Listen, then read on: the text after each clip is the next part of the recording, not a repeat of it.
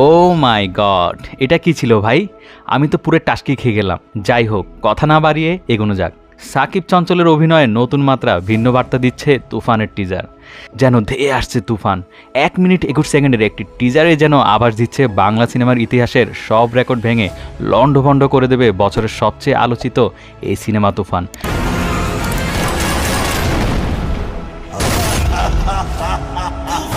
শাকিব খানের একেবারে যেন অন্যরকম লুক, অ্যাকশন, অভিনয় সব মিলে একেবারে যেন ভিন্ন বার্তা দিচ্ছে টিজারটি।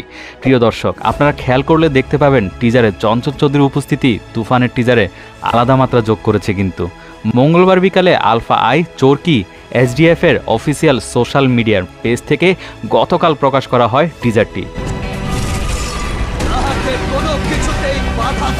সিনেমাটির ঘোষণার পর থেকেই দর্শকের মধ্যে